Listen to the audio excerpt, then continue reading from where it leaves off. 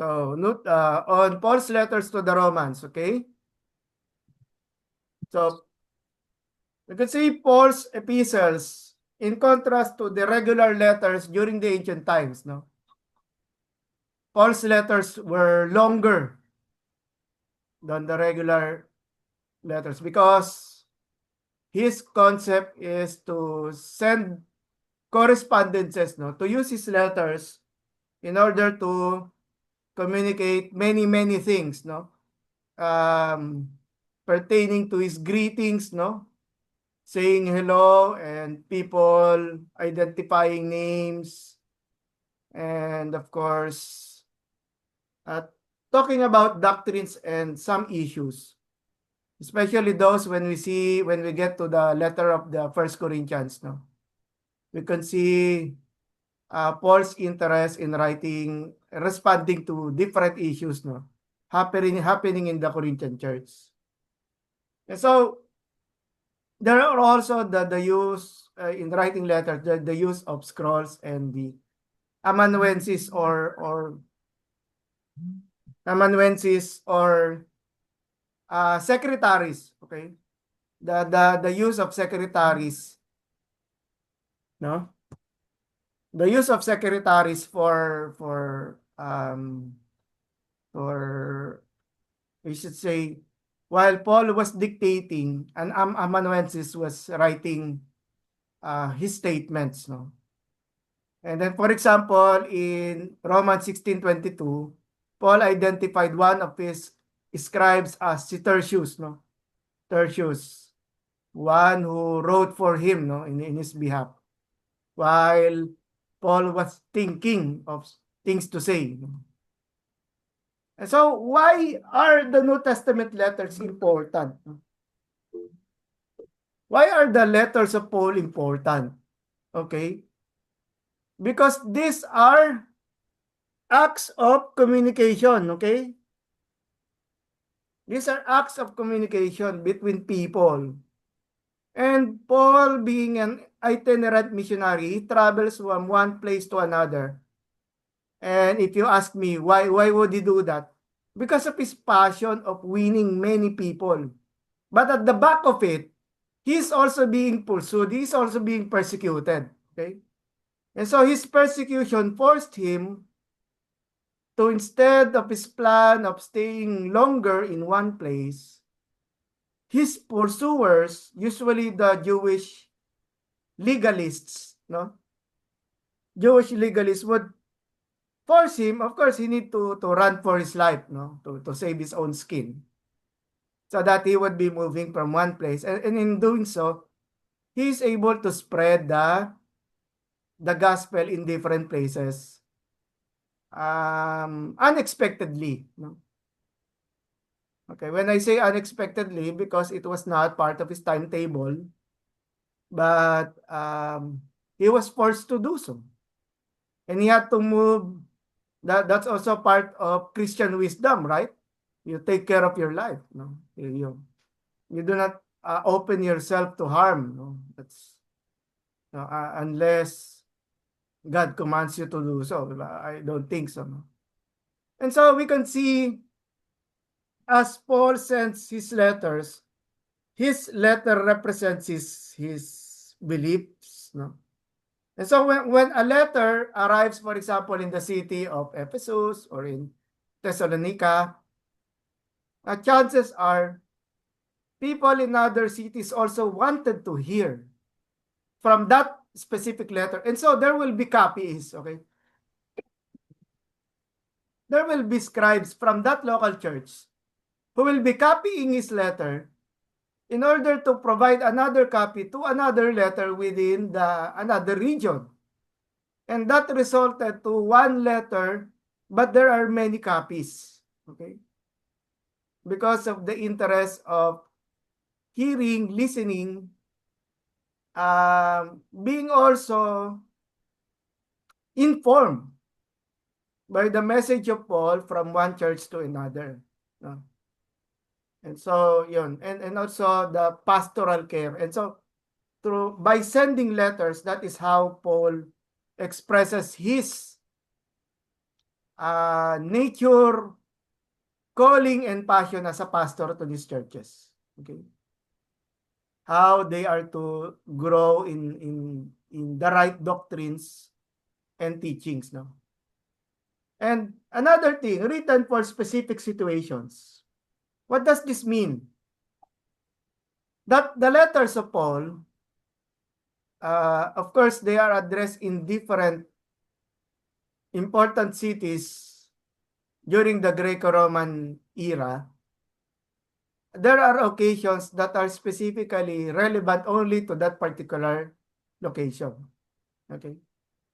So, for example, letter to the Galatians, you can see that you can feel the difference of this letter apart from other letters because of the problem of some Jews who are forcing their Gentile counterparts, Gentile Christian counterparts to be forced to do Jewish practices, no? And so that is a big issue among the Galatians.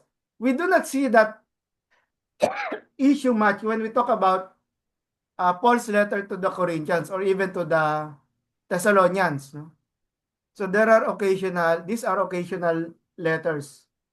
And when you get to, again, the study of First Corinthians, we will understand about this more, that there are issues within the Corinthian church that are, we say, plaguing, no?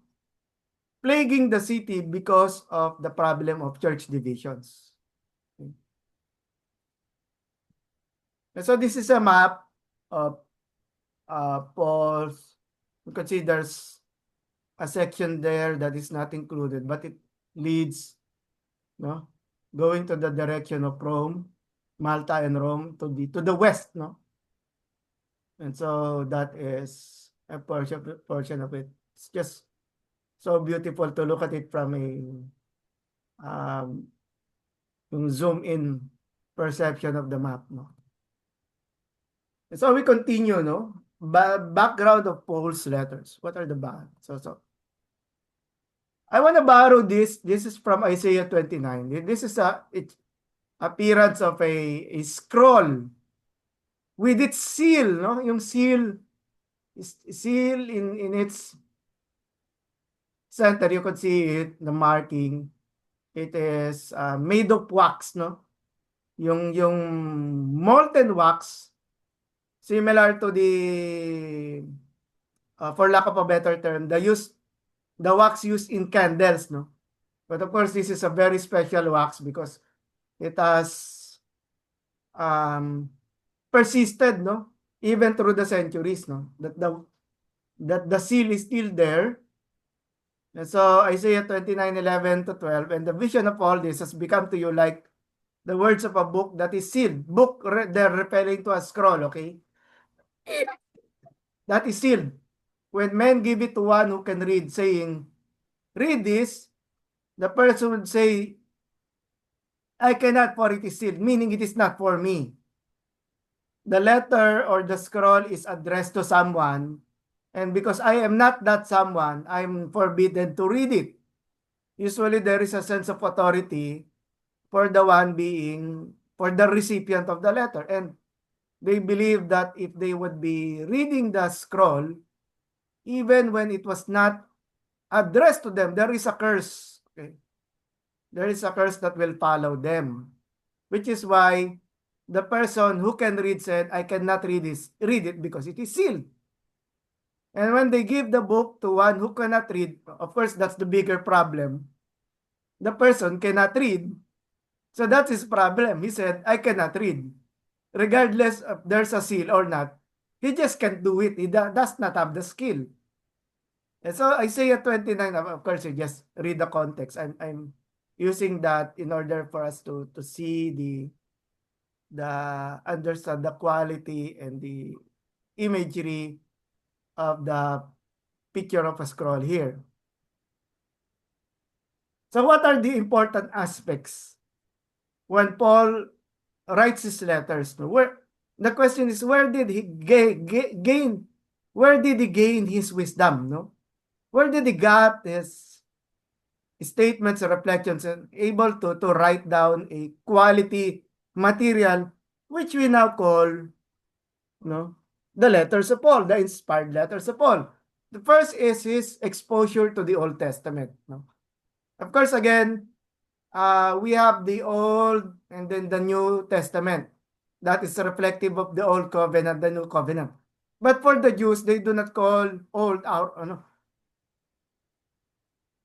they do not call old because it's not old for them. It is rather the Hebrew scriptures. Okay?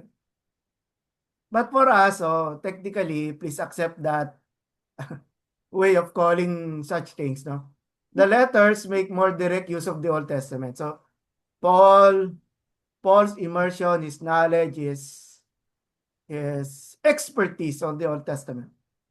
So he based his understanding and that he saw through the lens of the Old Testament the fulfillment of Jesus as the Messiah and his mission. And so many of his writings in the 13 letters of the canonical letters of Paul were his reflections from the Old Testament, the message to the Jews, and so we can see the authority of Scripture already working there. That Paul was interpreting the Old Testament for his Gentile audience, no? The Gentiles who have no knowledge, zero knowledge of the Old Testament. I say zero knowledge because it was not originally addressed for them. It was addressed for the descendants of Abraham. And so we see the writers therefore appeal, including Paul and like the author of Hebrews, even James, no, James who is a Jewish Christian, James, the brother of Jesus, the half brother of Jesus, also borrows texts from the Old Testament. Another is that the letters of Paul are also highly influenced by Hellenism, or we should say the culture of the Greek and its philosophy within Paul's writings. Okay. Certainly, much of the earliest missionary activity took place in the areas where Greek influence was very strong. And from there alone, we could imagine the purpose of doing so is to convince them about the truth of the gospel that Jesus is not exclusively for the Jews, but to bring the reconciliation between two different types of people, the Jews and the Gentiles, to become one Christian people group. And so Hellenism, the means to convince his Greek counterparts, is essential for them to absorb, for them to relate, for them to respond in the favor of the gospel message, which is, of course, through the works of the Holy Spirit moving in the lives of these people while Paul was preaching to them face to face or hybrid yung letters, no? So teaching them through the letters of Paul. And so even so, Christian interpretation of wisdom, the term Sophia, which is why we remember even the Paul said that the Jews were after signs, no? What were the signs? And the Greeks were after wisdom, philosophical wisdom, rhetoric, presentation, the art of preaching, no? So many Greeks are fond of those. So it cannot be properly understood without some kind of debate common in his time. Similarly, his idea of common, the concept of fullness must be understood the Greek philosophical background. Another is that Paul, being a Hellenistic Jew, no? While he was in Tarsus, in Cilicia, Cilicia is the province, no, where Tarsus is located. And while he is traveling back and forth to Jerusalem, he is exposed to the challenges and the problem of paganism and idolatry. And he was even perplexed. The concept perplexed, he was too distressed, no?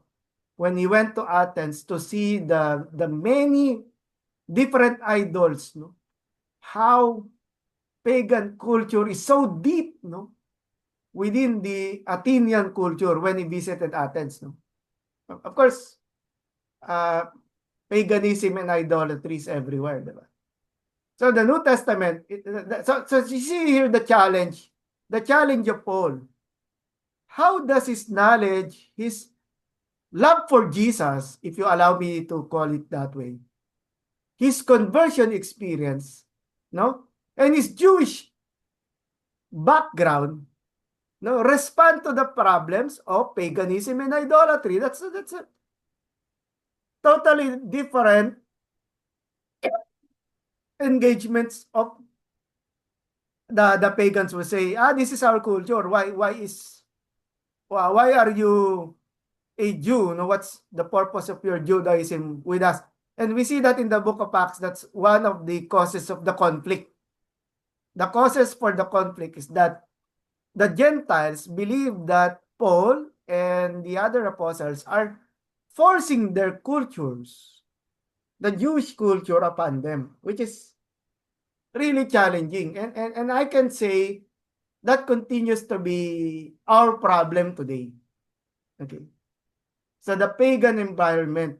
When Paul was responding to the pagan environment, we today, now, as servants, as followers of Jesus, we're also responding to the pagan and idolatrous culture we are facing in our day-to-day problems. So we could see here that the situation, for example, behind 1 Corinthians is a classic example of the practical difficulties. And that is what moved Chloe, according to the first few chapters of Corinthians, no, to send a message of help, of alarm, for Paul to respond to the needs of the church in Corinth within a pagan background. No? Some Christians were taking legal action against each other, no, before the pagan judges. No? And then there was even the problem of the marketplace meat.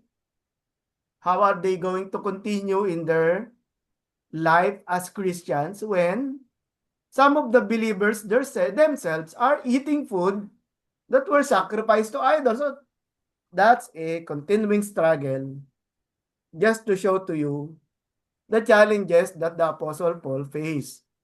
And how big, no, were his problems, no? I mean as a servant of God, how he responded to these issues. And we will see more of that when we get to Paul's letter to the Corinthians. And then let's also talk about Jewish heritage and law. The very repeating word about law, about the Abraham's descendants, the concept of circumcision, no? In the ancient world, before the rise of the Christian church, the most ethical form of religious teaching was undoubtedly Judaism. And when did this start? Second Temple Judaism during the times of Ezra and Nehemiah. During the 3rd or the 4th century until the time of Christ. And so the understanding was that they believe, the post-exilic Judaism believed, no, it's not the Judaism which believed, the Jews, no? The Jews believed that the exile, the destruction of Jerusalem, the first one, by the Babylonians, was a result of their unfaithfulness to Yahweh. no? And so in order to keep them from falling again into that temptation, is that they need a fence, and that is the law. The law serves as a fence to them, no? Of course, according to their belief, that it will prevent them from falling again to the temptation of being brought again into exile. So what happened to their ancestors, to their predecessors during the era of the prophet Jeremiah? Okay. And so here the problem here about Jewish heritage is not about the facts, about understanding. The problem here is about forcing the Gentiles to live according to Jewish culture and custom. That's the problem. That is the struggle of Paul. How can he teach? Remember, Paul is already an expert. I want to see everyone. Paul is already an expert on the matters of the law, legalism, and everything. But it is also a problem when Christians, their time, and even our time today, no, leaders of the church, I'm looking at, no, I pray that the participants of this session that we are having today is another way of calling us, no, about the falling into the same problem and temptation. No? Temptation of what? No? Forcing our Christians, forcing our constituents in the church who have been freed, no, by the blood of the Lord Jesus Christ. And now we are going back to what Paul calls as enslavement. Okay? No? Any reactions to that? Nakakapagod din kasi magturo. It gives me a breather, no? Like, Yoni, Brother Yoni, parang meron kang gusto sabihin. Ano, sir, yeah, yeah, at the end of the day, we've been cleansed by the blood, so really the laws are, they don't provide salvation at that point. Well, at least, yeah, uh, yun, so yun yung pinupush ni Paul ever since, is like, through the blood of Jesus. And yung, I think this is a discussion we had noon in the first session, yung, it's the Christians rebuilding the prisons we've been freed from. It's like gumagawa tayo ng mga bagong, ayun, yung sa kanila, old pa na yung gumagawa sila ng, oh yan, dapat gawin mo to, pero, oh, tama, si Jesus, pero ito kailangan mo ring gawin. So it's Mm, becoming this weird, kumbaga, an amalgamation of sorts, parang, oh, yes. naniniwala kami dyan, pero ito kailangan mo pa rin gawin. So although I do believe there needs to be some standard for a community to thrive, kasi syempre we have to watch out for each other, we have to, at some point, we have to ensure na hindi baliw yung kasama natin, that, ayun, balang, to answer someone, babarilin na lang. So, hindi naman pwedeng ganon. Ah, So, but I do agree, and it could be too oppressive. It can be oppressive if we're yes. not careful. And and if once you oppress, then you judge, and then if you judge, you condemn. So, yon. So it comes from that idea that we've been set free. We don't have to be enslaved again. And ayun, so I think, yeah, it just calls for wisdom for everyone to Tama. see where they lie in that spectrum. Mm. Excuse me. Yes, thank you for that reaction. I'm not saying we're not going to write down laws. The very purpose of laws and ordinances is to create order. Right. And somehow, to compel people to obedience to the Lord Jesus Christ, not to the laws created by human beings, but to let people understand that since you belong to Christ, you should reflect a different type of lifestyle, or, di ba?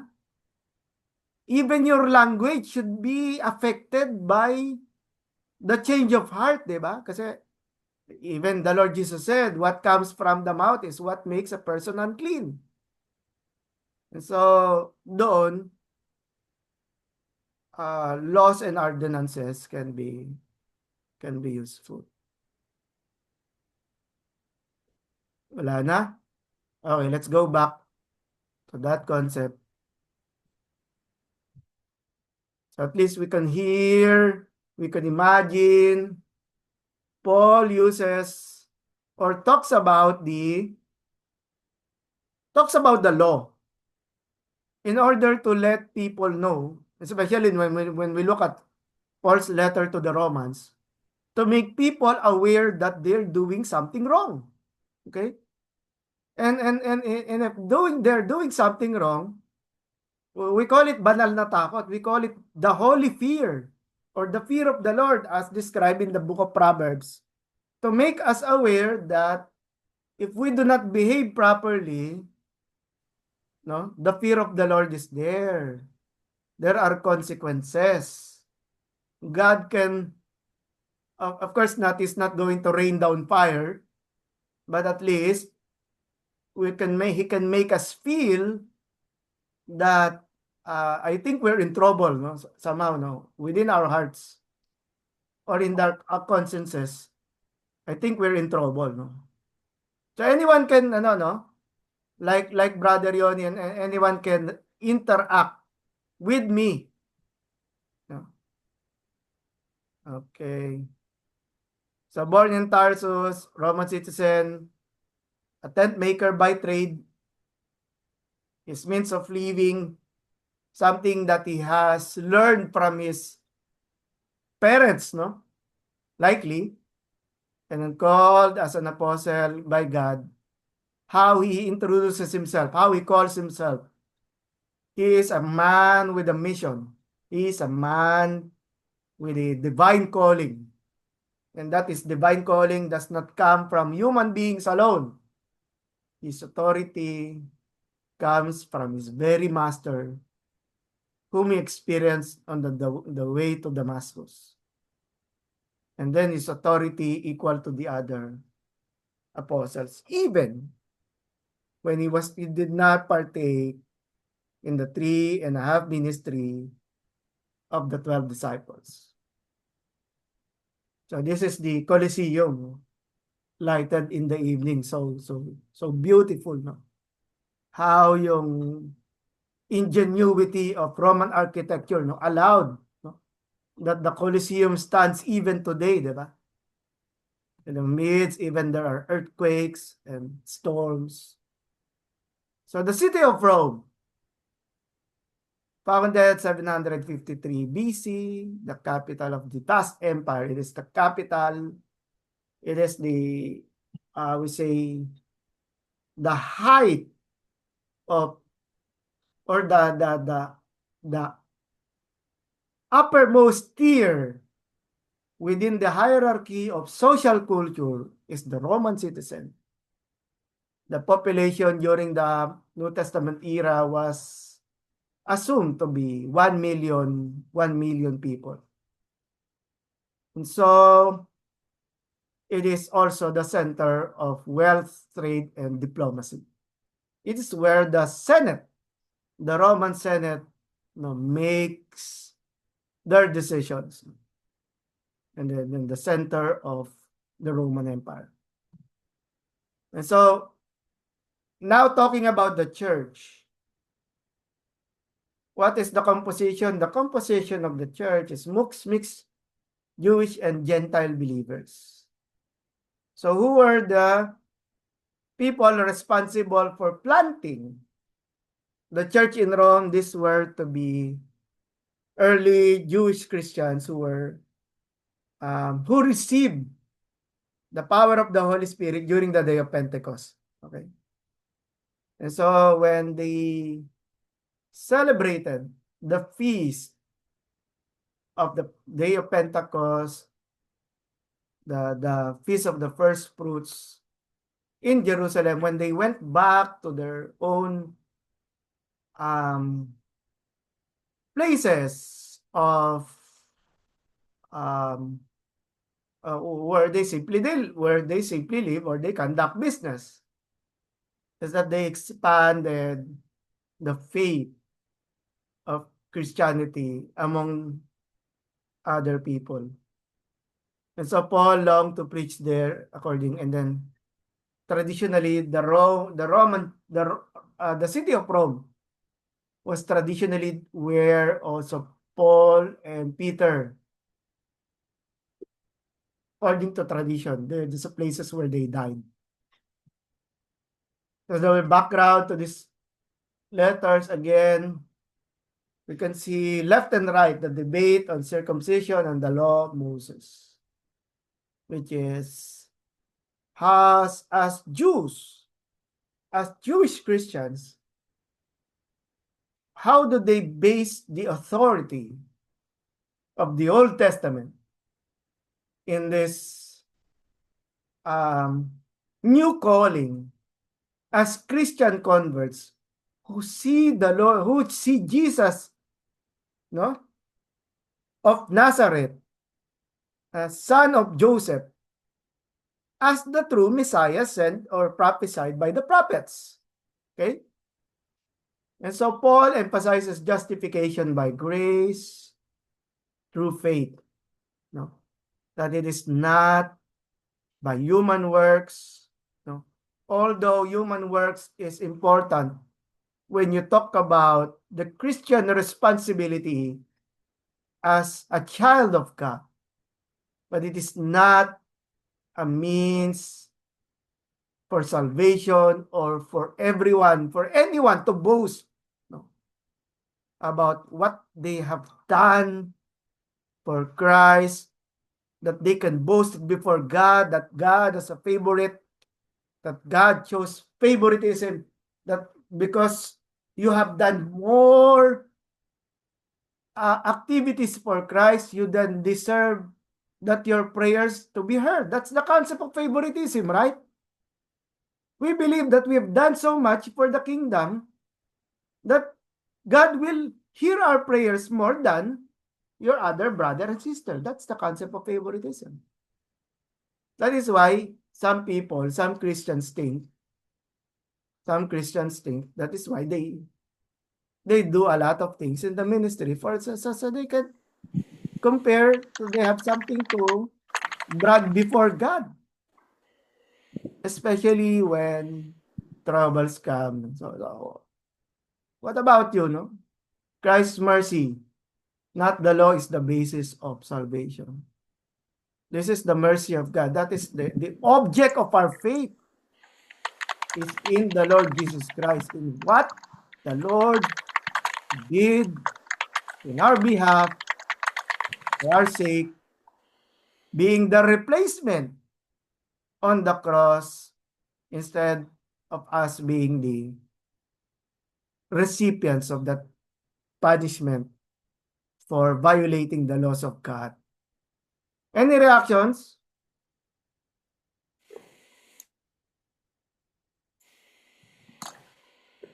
Ano sir, siguro ano, excuse me, yung ano, yung the idea of Christian works as not the basis of salvation. I think at least this is how I look at it. The more you do Christian works, the more you get aligned to God's will in your life. And once you're more in the will, you're following God's will. Chances are yung prayers mo are also aligned to His will, which we know, if I'm not mistaken, from James, that if you ask for something, it's in line to His will, He will grant it.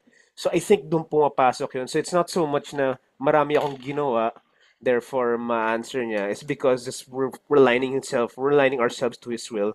That's why we get to, hindi naman sa, it's not really curry favor. It's that we know what God wants at that point. The more we do these things. But yeah, essentially, so just realigning ourselves to His will. Therefore, just following up on yung kay James na if we ask for something that's according to His will, then it is something that He might grant. So at least that's how I look at it. As opposed to, parang yun, checklist na lang, to ginawa ko, to ginawa ko, to ginawa ko, to. Therefore, masasagot na yung prayer ko. Because we do know some people do the acts of the works na hindi naman aligned. So, we know people na may ulterior motives when they practice their ministry. So, yeah, at least that's how I look at it in terms of totoo, dapat may Christian works ka rin. And it's because, yun, it leads to aligning yourself to the will of God. Yes, thank you, Brother Yoni. But in my 25 years in the ministry, I think the problem is really bragging. Right. Exactly. The problem for even pastors, no? Pastors trying to brag themselves na saying na because I did this, no? I deserve to my prayers deserve to be answered more, no? So that's a lie, 'di ba? That's a lie. That's his wishful thinking. His or her wishful thinking. Kaya nga I pray yung what Brother Yoni said is the one which gets more acquainted to the Word of God. That siguro yung character should be more transformed. People are becoming more humble before God. People are becoming more um, self-controlled in the way they deal their behaviors, di ba? But yung bigger problem is the one happening, and I say this here because that's the something that should be avoided by Christian workers, especially seminarians. Diba? Pero thank you for that, ano no, yung response, no, Brother Yoni. Kuya Jan, I Sir, think you unmuted, no, Kuya Jan? can you hear me? Yes, yes po. I just want to add, no. I think it's in justification, being made right with God. The law cannot make us right with God. It is merely a guide, tama? Opo. And obedience to the law cannot also justify us. If it is done by our own strength and wisdom, we cannot justify ourselves. Only God can justify us. And that is why sinabi mo kanina, justification by faith. Now, we really need to have a relationship with the justifier who justifies us. Good. So in that, when we have this relationship with him, we have faith, we have put our faith in God, believed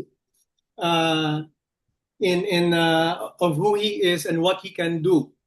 No, and so it is through that we are being justified because he is the justifier, and that he has imputed in us the Holy Spirit. That is why the Bible says, the Apostle Paul says, that we need to live by faith. We need to live by the Spirit, diba? Because it is only through the Holy Spirit, through God in us, who can enable us to fulfill, a life in the Spirit, a life that is being lived according to God's standard, and that is the law.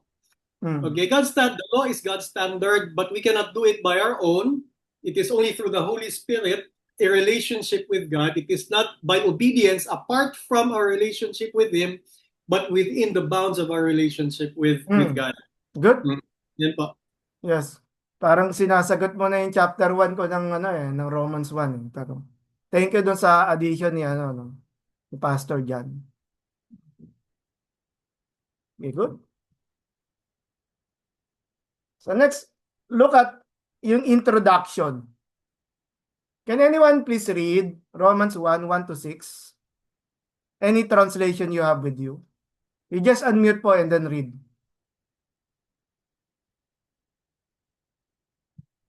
Romans 1:1 to 6.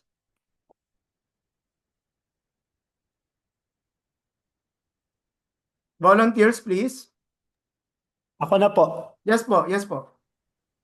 Romans 1, Paul, a servant of Christ Jesus, called to be an apostle and set apart for the gospel of God, the gospel he promised beforehand through his prophets in the Holy Scriptures, regarding his Son, who as to his earthly life was a descendant of David, and who through the Spirit of holiness was appointed the Son of God in power by his resurrection from the dead, Jesus Christ our Lord, Through him, we receive grace and apostleship to call all the Gentiles to the obedience that comes from faith for his name's sake. And you are among the Gentiles who are called to belong to Jesus Christ. Good. Thank you. So this serves as an introduction, no, to what we're going to see Paul's letter to the Romans. He highlights that the origin is not from his wisdom. It's not saying that I'm an intelligent person, that this is you are going to share with my intelligence. No. The origin of his statement, remember we were talking about the Old Testament a while ago. The Old Testament, the Hebrew scriptures, came from the prophets of God, even Moses. And so the attestation is scripture. He based his authority because the Old Testament is the witness of what God did, no, in the former covenant. Okay, in the former covenant. These are the workings of God, which we call scripture, sacred writings. And then the substance of his discussion is no other than the Lord Jesus Christ, whom he is proclaiming. Right? Jesus Christ. And so we remember somehow the Great Commission resounds in our minds that the scope of this writing was not exclusively for the Roman people, but for all nations. Anyone who can read it, anyone who can have access to it. And the purpose is that, of course, faith comes first, and then obedience follows. Obedience follows the response of a person in faith. And why we're doing this, why Paul wrote this, what's the reason why Paul? Is it just for him to be known? Is it just for him that one day his letters will be read by people in the 21st century? But it is really to honor Christ's name, to give glory, solid Deo Gloria, to give glory only to the Master. A few things about the first chapter, Romans chapter 1. We can see here that the conversation between says that the wrath of God is being poured out. Okay. Poured out to people. And why? Why should God do that? And because of people's rejection. Excuse me.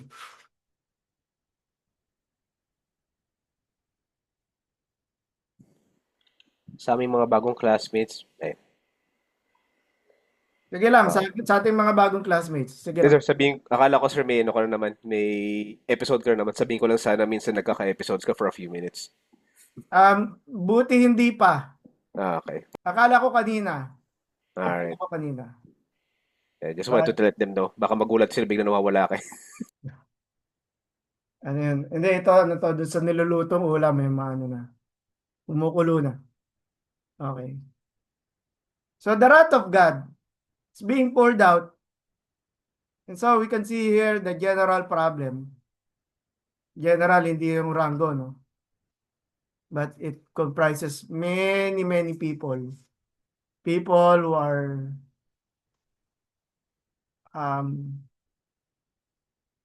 slaves to idolatry, slaves to paganism, slaves to immorality, slaves to a mistaken perception of what is right and good. Diba? God gives them over. In other words, He's not stopping us. If a person wants to do what is evil, God will not stop that person. If a Christian wants to do what is evil, Christ will not stop them. But there is definitely this, if we say that Christ is with them, there is this conviction coming from the Holy Spirit, especially when there's a violation of the word. And so what results is that the person loses sight of the salvation that God has granted him. He loses the joy. And sometimes even worse, no? Worse than that.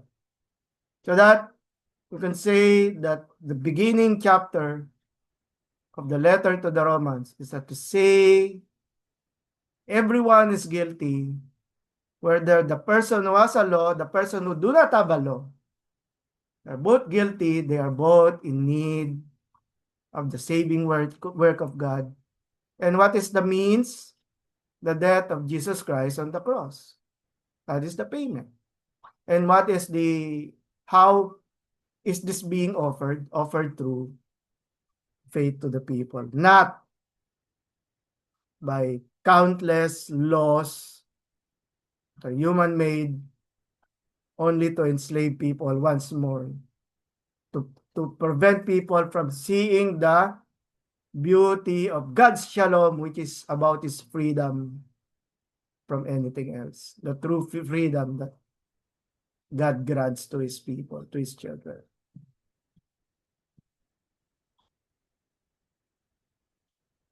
Any responses, questions, difficulties?